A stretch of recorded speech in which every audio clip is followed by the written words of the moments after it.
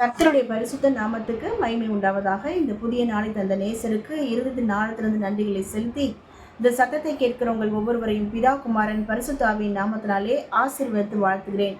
இன்றைக்கு கர்த்தர் ஆதாரமாய் கொடுத்த வேத வசன பகுதி யோபு 5:9 சொல்கிறது. யோபு 5:9, ஆராய்ந்து முடியாத பெரிய காரியங்களையும் எண்ணி முடியாத அதிசயங்களையும் கர்த்தர் செய்கிறார். ஆராய்ந்து முடியாத பெரிய காரியங்கள், எண்ணி முடியாத அதிசயங்களை நம்முடைய தேவன் செய்து கொண்டே வருகிறார்.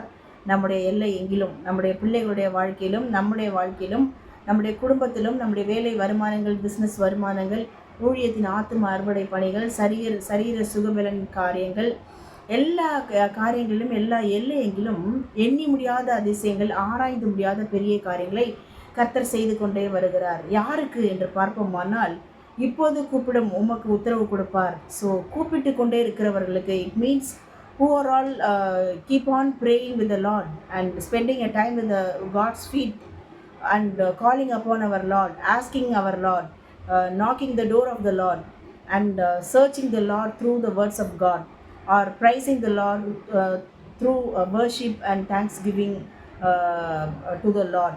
All the people will get எண்ணி முடியாத அதிசயங்கள், ஆராய்ந்து முடியாத பெரிய காரியங்களை we will be keep on getting it since we are keep on praying with the Lord.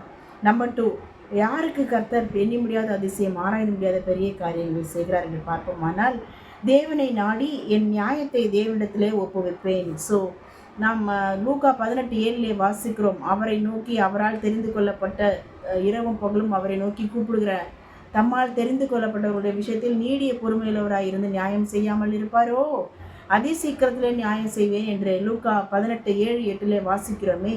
So நம்முடைய நியாயத்தை மனுஷரிடத்தில் கேட்காதபடிக்கு கர்த்தரிடத்திலே கேட்கிற நமக்கு அவர் நியாயம் செய்கிறார்.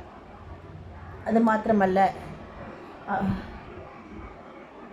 வேறு யாருக்கு அவர் கர்த்தர் நியாயம் செய்கிறார் என்று பார்ப்போமானால், அற்புதங்களையும் அதிசயங்களையும் செய்கிறார் என்று பார்ப்போமானால், தாழ்ந்தவர்களை உயரத்தில் வைத்து துக்கிக்கிறவர்களை ரட்சித்து உயர்த்துகிறார். அப்போது கர்த்தரை நோக்கி கூப்பிடணும், நியாயத்தை அவரிடத்திலே விசாரிக்கணும். தொடர்ந்து கர்த்தரிடத்திலே நம்மை தாழ்த்தி கொண்டே இருக்கும்போது நம்மையும் நம் பிள்ளைகளையும் கர்த்தர் உயர்த்தி கொண்டே வருவார். அது மாத்திரமல்ல, பூமியின் மேல் மழையை அவர் வருஷிக்க பண்ணி கர்த்தர் ஆசீர்வாதத்தை நமக்கும் நம் பிள்ளைகளுக்கும் கொடுத்து கொண்டே இருப்பார்.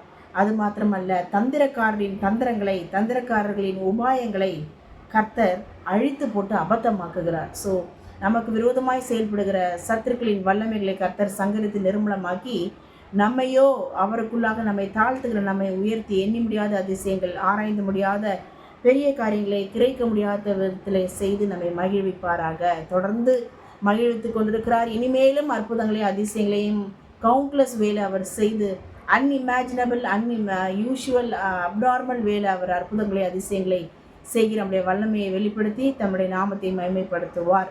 God bless you all. Amen.